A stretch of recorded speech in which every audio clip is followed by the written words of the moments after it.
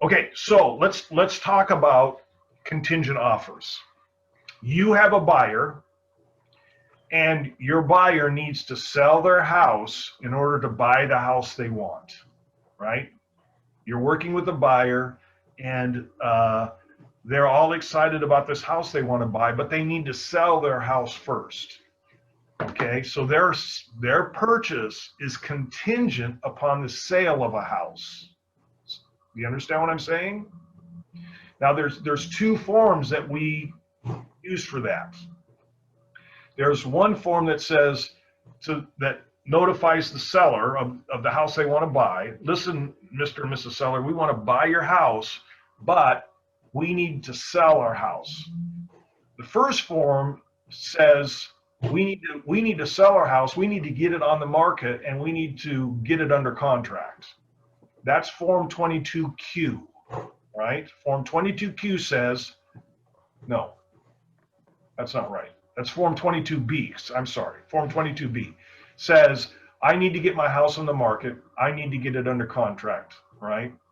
Form 22Q says, I've already got my house on the market, and I'm waiting for it to go under contract and sell. Oh. So those are the two conditions for having a contingent offer. So let's take a look at those real quick here. Here's 22B, right? And notice on the left-hand side, you've got the form, and on the right-hand side, you've got the manual to the form, right? And that's going to pull that up in my PDF here. Let me shrink it down just a little bit. Okay, and you'll notice here that these general comments are going to go through, and they're going to explain the form. And then you'll notice in the next section is the assistance in filling out the blanks. Ron, are you showing the form? Because I only see the list. Yeah, we can't see the form. You can't see the form. Oh, I bet you that's because of how because of how I'm sharing the screen. If you share a screen, it's different than sharing a window. And so sharing the window, it popped open a different window with the form, I would imagine. Yeah. Let me try again here. I thought it was just mine. Okay, There we go. that's better. Okay, yeah, much better. I'm sorry, guys. Yeah, so let me go back up to the top here. So the first section has the general comments that explains the form. You see that? And then the second section, section 2, has the assistance in filling out the blanks. And it literally goes down each section of the form. So if you clicked on this, it's going to take you right to, and notice each blank is numbered. And each of these numbers correspond to the numbers up here in this section. So it explains the form and helps you fill out the form. So that's why I think this is such a huge tool to have in your back pocket. Particularly if you're late at night and you don't want to call me at 10:30, 11 o'clock at night to ask me about a form, which I appreciate, by the way.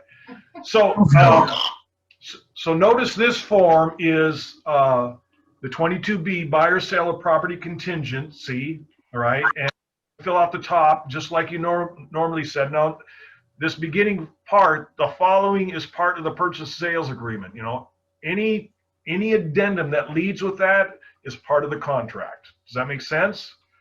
And so it says here that this agreement is contingent upon the buyer selling buyer's property at whatever their address might be, you know, city and state, on or before.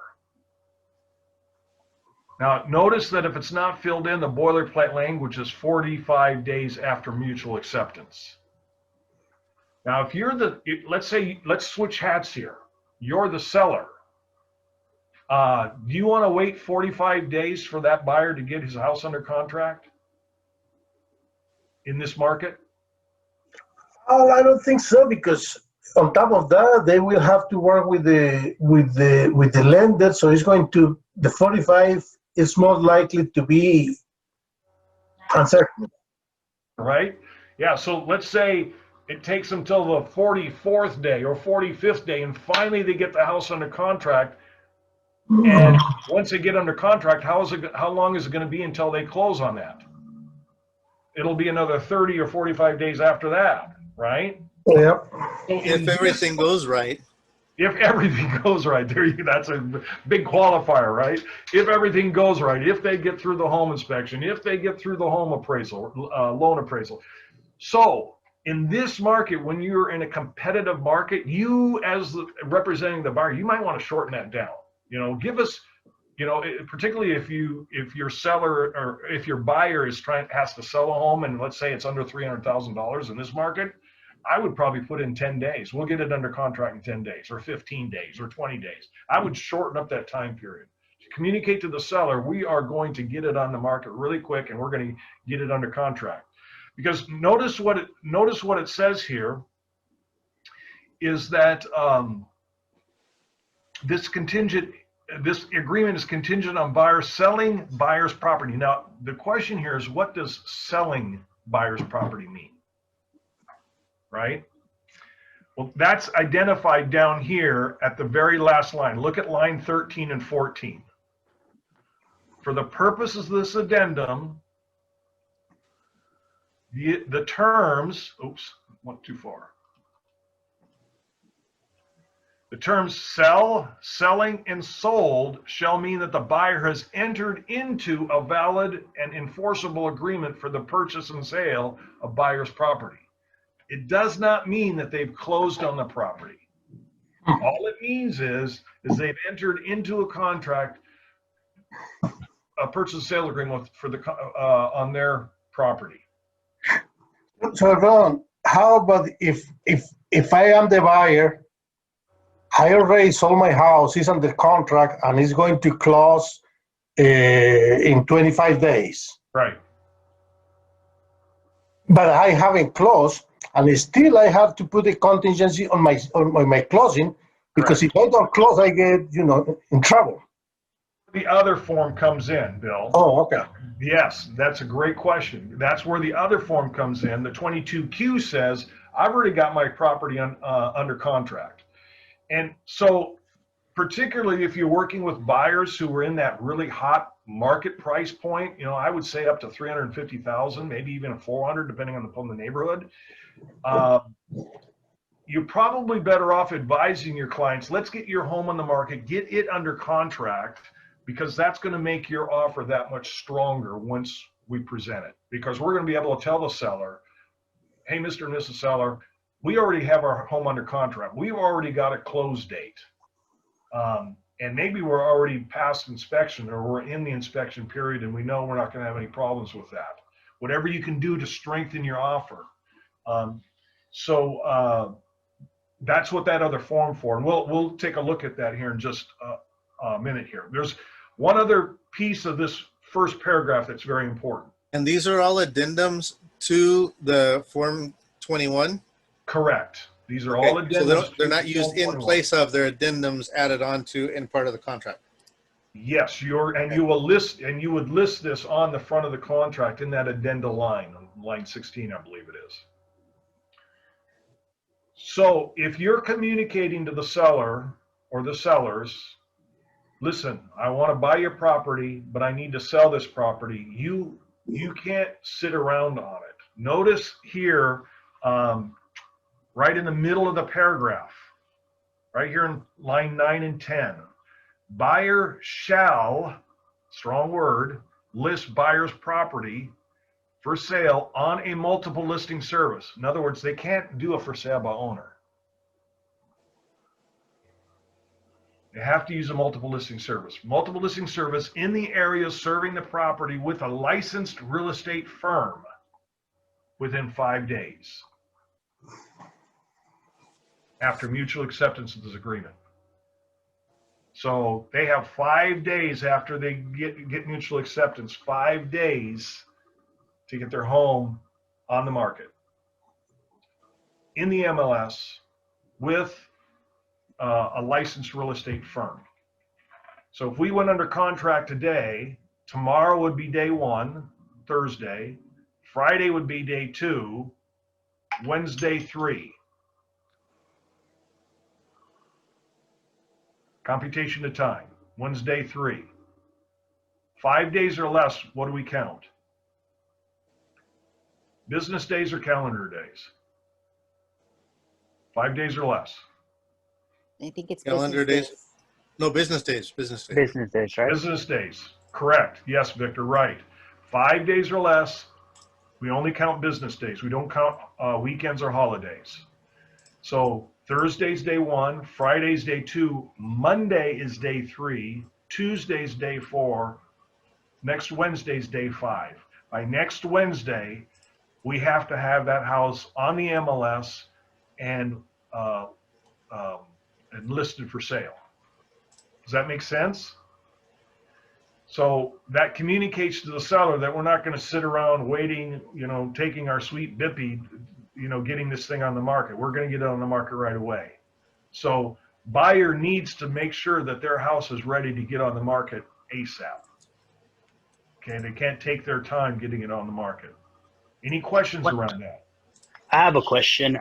So in regards to the 5 days, can you change that on the form, or does it have to be the 5 days? That's a great question, Victor. Yes, you can change that.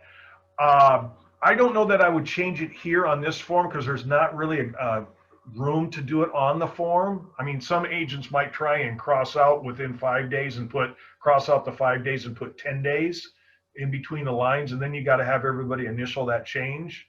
To me, it's messy. I like to keep the contracts clean. I would probably use just a blank addendum. We have a blank addendum called a Form 34 that we can write anything on, and I would probably just put that on there. And just repeat that same line, but just put that it's going to be within how many extra days we need, 10 days or 15 days.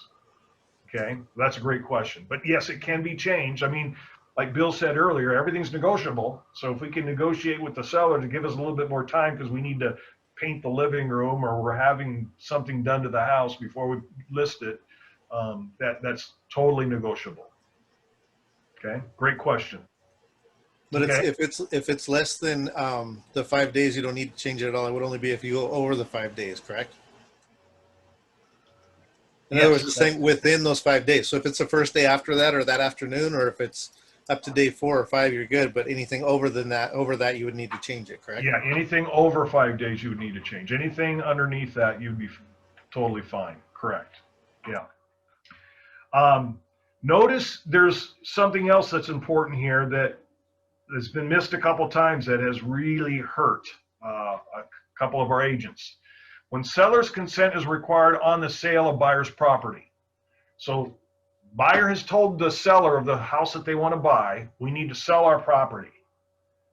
And so we're going to get it on the market. But there's a couple instances where the buyer of that property needs to get the seller's permission to accept an offer, right?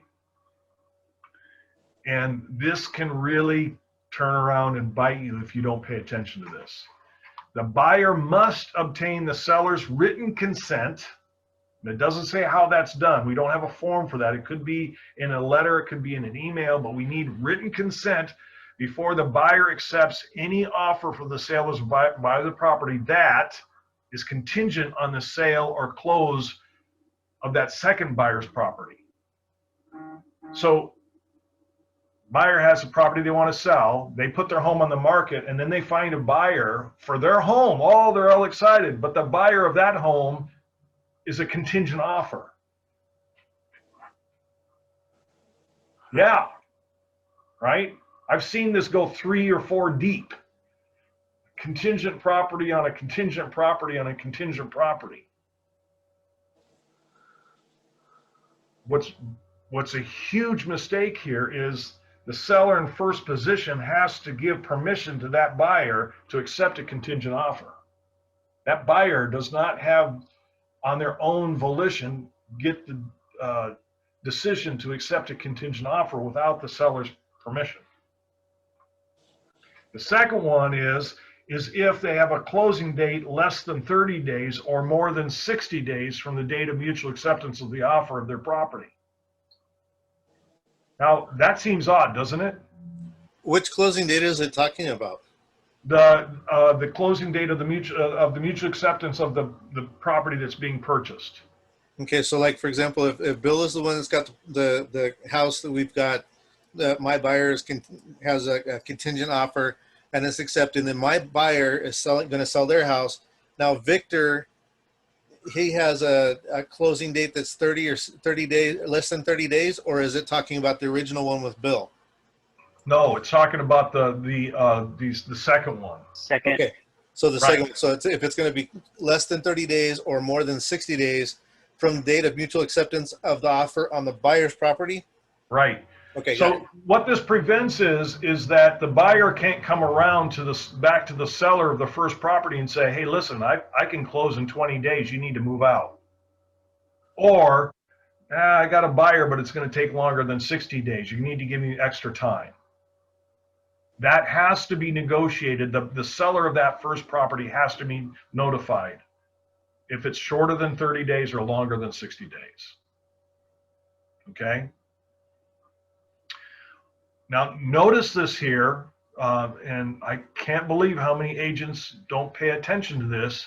If buyer accepts any such offer without the seller's prior written consent, seller shall have 3 days to terminate this agreement from the buyer's notice that the contingency is satisfied, which notice shall include a copy of the purchase and sales agreement of the buyer's property. Now, we'll talk about that in just a little bit.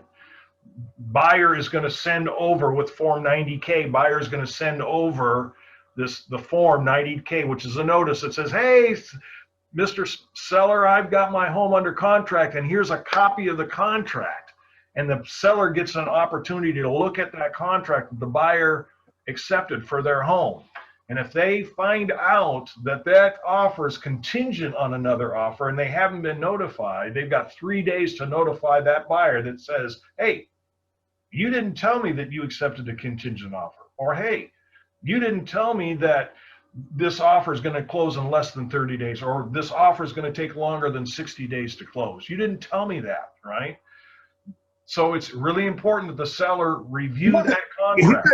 Well, he has just because he accepted the offer without his consent, he can just walk away. Right, and that's what it says here. Upon Exactly. seller's termination, buyer shall be in default, Mhm. and seller shall be entitled to the remedies as provided in the agreement. What is the remedies? It's the earnest money. There's money, yeah. The seller does not timely terminate, and within that 3-day notice, the agreement is not effective. It moves right along. Does that make sense? To me, that's a big thing, and I can't believe how many times that gets missed. That's an important timeline and an important part of the contract that you need to keep in mind when you're dealing with contingent offers, right? Now, we're not going to go through too much of the rest of this form. It does talk about the loan application. This agreement is contingent on buyer obtaining financing. And we disclose that in the Form 22A. That's a finance addendum, right? That discloses I need to get a loan. Buyer has 5 days to make application, and then the property remaining on the market. Seller may keep the property on the market in the contingent status until sellers receive notice the buyer is satisfied. So you'll notice in the MLS, the multiple listing service, you'll often see active under contract with a bump, right? In other words, the seller saying, hey, I've got my house under contract, but it's a contingent offer, and if I get a better offer, you can bump the person in first place, bump them out of first position. So I'm accepting other offers that might be better than the one I've got, but the one I've got is better than no offer at all. Is there any questions around that?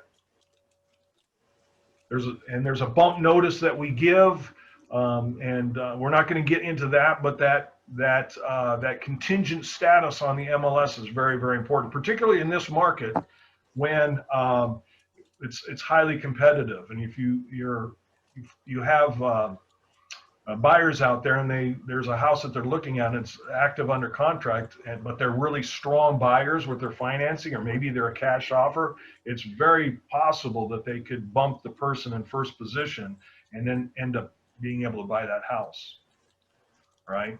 There's not too many buyers out there who are in a contingent position who can just wave that away and find cash somewhere else to buy that house. They have to sell the house in order to buy the one they want. I hope that's not too confusing, but right. And then there's a note. Ron, what that means, I talked to an agent, the seller saying, and he said that the house was on a 3-day bump. What that means? 3-day bump. So that means, yeah, that's great. That's a good question, Bill. Thank you. So what that means is the seller gets another offer, and they give a notice to that first offer that's saying you have 3 days to decide if you can make your offer better. And typically that means they're going to waive their contingent offer and come up with financing or cash to be able to make the purchase of that home solid. So they have 3 days. There's a 3-day notice. What I've seen a lot is that the listing agents have countered that and said, we're not giving you 3 days. We're giving you 1 day. You have 1 day to decide whether you can waive the contingency addendum and not have to sell your property and go ahead and buy. Now there's a whole discussion around that, because when the buyer does that, they waive all contingencies, and there's a huge risk in that. Okay, but that's a discussion for another time. But that's what that 3-day bump period means, is that let's say I'm the buyer in second position, and I submit an offer, and I send it over. I know that as soon as they get that, they have to give the people in first position 3 days notice. They have to give them 3 days. Thank you, Ron. Yeah, you're welcome. So there's a formal way of notifying the seller once your property gets under contract, of notifying, hey, we're under contract, we've accepted an offer. There's also a notification that has to take place. We've had this happen, like I said, 3 times this week already, where you're depending upon selling your property, and you've got it under contract, and you get down all the way to 2 weeks before closing, and then something happens and your buyer can't buy your home. You have to send a notice over to the seller of the home that you want to buy, and letting them know that your financing, the purchase of your home fell through. Okay, and then you're kind of back at ground zero, and deciding whether the seller wants to continue to move forward. And sometimes they will, but sometimes they'll decide to put their home back on the market. Okay. So let me go over to the other form that Bill was talking about, and that's the 22B, right? Or not the 22B, the 22Q. The 22B is where we were. 22Q is buyer's pending sale of property. In other words, buyers communicating to the seller, we already have it under contract. We have a pending sale on our property, right? And so you'll notice that this form is a lot shorter than that first one. What's that? Oh, no, you didn't. I'm just making it bigger. Let's make it bigger. Or is it just mine? No, it's probably me. You might be able to, I don't know if you can you do this, the little, Oh, exit. Oh, maybe. no, don't do that. That's okay. Yeah. So same thing here.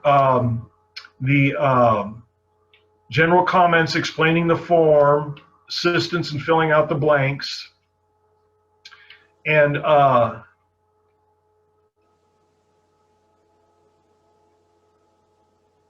this form's a lot shorter because, again, remember, the property's already under contract, so we're not going to be dealing with a lot of the contingencies that the other form dealt with, right? This agreement is contingent on the closing of the sale.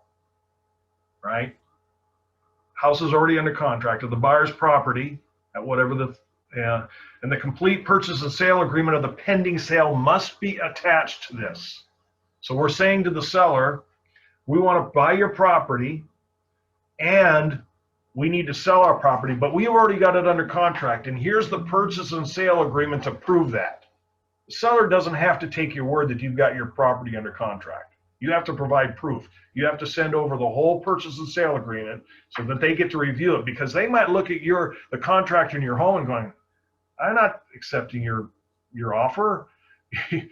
Your offer is contingent, right? You have a buyer who's contingent on a buyer, or maybe you got a buyer who's contingent on a buyer who's contingent on a buyer. Why would I want to accept your offer? You close your deal and come back to me when you got cash in the bank. That could be the decision they make. Or they may look at it and maybe they don't like your financing. They don't have to accept your contingent offer. And so the only way they'll know what kind of offer you have is you have to attach that purchase sales agreement to it, right? The term pending sale includes property that may be subject. Maybe it's not been inspected yet, and maybe it hasn't had the home appraisal. We don't deal a lot with feasibilities, but it could be if there's large properties and large property ground involved, where there needs to be a feasibility study, right? And any other contingencies.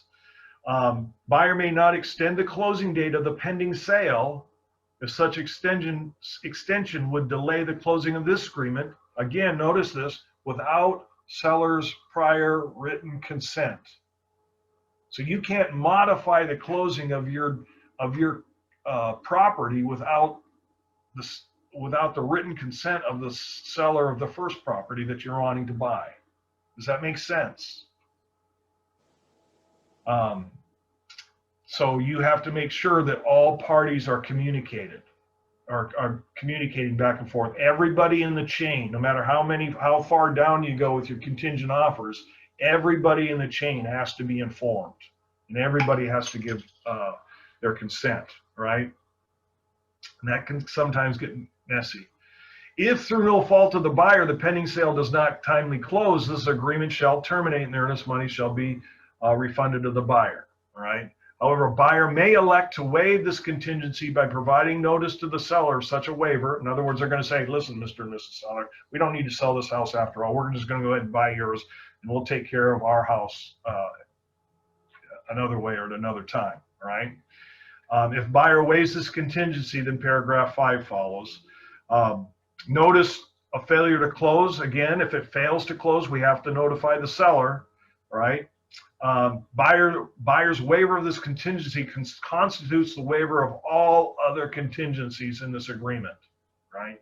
That's one of the catches about doing the contingencies addendums is that when you waive these, you end up waiving everything else. So hopefully you're far enough along where that's not going to harm you, but it can come back and bite you in a big way, all right? So what are the forms that we use for the notice? Well, that's where the 90K comes in. So if you're going to give notice, you're going to use the 90K. So let me pull that up really quick. 90K is not on here. Oh, it doesn't have a manual. So notice all these 90s, the 90s, the whole 90 series, these are all notices, and there's even a blank one. So if you need to give a notice, there's a number of places in our form or in our contracts where it says to give written consent. That's where you would use the blank one. If you want written consent in something other than an email, use the form 90. Okay, but so all these are blanks. You notice that they don't have manuals that go with them. But this is the buyer's contingency property notice. So let's pull that up really quick here.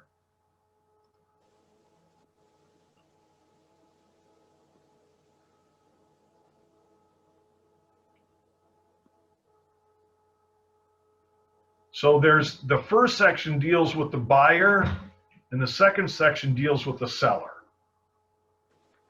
Right? So in the first section, this is where the buyer is going to give notice to the seller. Hey, Mr. and Mrs. Seller, my contingency satisfied. I've sold. Buyer has accepted an offer to sell buyer's property that is not contingent on the sale or closing of another property, and that will close no less than 30 days and no more than 60 days, right? For this notice to be effective, buyer must attach a copy of the complete purchase sales agreement for the sale of buyer's property. And when you upload this into our compliance file system, we have to see that other contract, right? That other contract must be uploaded as well. We want to see the contingent offer contract in there, right? There's the notice of failure to close. Buyer hereby gives notice that the sale of the buyer's property has failed or will fail to close, and this agreement is terminated, and the earnest money is going to be refunded back to the buyer, right? Or there's a failure to close and reinstatement. Buyer hereby gives notice that the sale of the buyer's property has failed or will fail to close. The contingency in the buyer's sale of property, contingency 22B, is reinstated. In other words, what this says is, listen, we have failed to close on this property, but we're going to put it back on the market. And so that's going to reinstate everything within that Form 22B, right? And of course, the last one, buyer hasn't accepted an offer to sell buyer's property. However, buyer waives the contingency in the buyer's sales of property contingency addendum. Typically, that's when we've got a bump notice, right? Buyer understands that by waiving this contingency, buyer waives all their contingencies, right? Inspection, financing, everything is waived. And again, that can be risky, all right? This is where the seller is going to give notice to the buyer, right? So seller's notice that the first buyer's contingency is satisfied or waived. Seller hereby gives notice to the second buyer that the first buyer responded to the bump notice and satisfied or waived the buyer's sale. So they're going to give notice back to that second buyer, says, hey, the first buyer's good, we're going to go on to closing, right? The second sale agreement is terminated and the earnest money is going to be refunded. Or the first buyer terminated prior sale. In other words, the seller hereby gives notice to the second buyer that the first buyer responded to the bump notice by terminating the prior, and the second sale agreement shall proceed to closing. So the seller's communicating to that second buyer, first buyer has failed, you are now in first position, right? And your offer is now the offer that will go to closing. So this Form 90K is really important in getting the communication back and forth, and we need to see that in the compliance file to make sure that that everybody has been properly notified. Okay. So the backup offer or the second position, Yep. is optional. Has to be accepted by the buyer once it becomes the first option. Do you understand what I'm saying? That means, for example, I am the backup in a purchase, Right. but in the meantime, I have another house that I really like it, so I'm going to put an offer. So I will have to offer this kind of. That's a great point, Bill. Yes.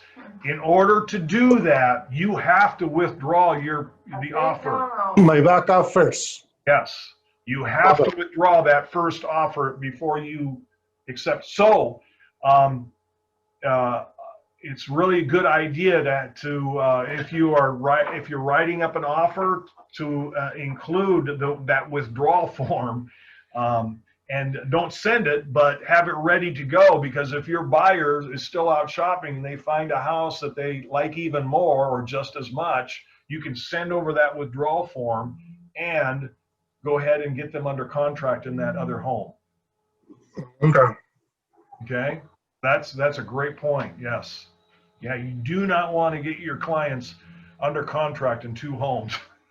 Yeah, or miss the opportunity of getting a house. Or miss the opportunity of getting a house. Exactly right. Yeah, that's Yeah. Yeah. Okay. Any other questions around this? Really good questions. Everybody's had great questions. Good points to make. Right? So if you are new to the contingency offer, let me walk you through that before you jump too deep into the waters. It's not terribly difficult, but there are some things that you need to be aware of when you're writing contingent offers, and particularly if you are in that hot market price point where you're dealing with competitive offers. There are ways that you can sweeten the deal when you're writing an offer with a contingent property. Okay. Well, it's great having you guys here with me. Thank you so much. I'm going to let you go if you don't have any other questions. I don't want to keep you any longer than I need to, but I appreciate you being here. I appreciate your desire to look at contracts at a deeper level and understand them at a level that's going to really help your clients. So, okay. Thank you. Thank you very much. Welcome. Yeah. You all have a good evening. Thanks a lot, Ron. Okay, guys. Hey, sorry for being so late, Ron. I was actually delivering keys to the buyers that just closed and funded today. So Well, you Good for you. Nice. Good for you. Congratulations. That feels good, doesn't it, Jeremy? it You does. closing today, Gigi, also, right? Did you close this week? No, last week, last Friday. Good Ooh, for you, Gigi. good. Yeah. All That right. feels good, doesn't it? It does. Yeah. But I got lots to learn. You'll always be learning. Yeah. Yeah, you'll always be The learning. day you say you know everything is the day you're actually kind of dangerous. Yeah. That's true. That is true. Bye-bye, guys. Oh, you Bye. gotta- Bye. Bye. Have a good night. Good night.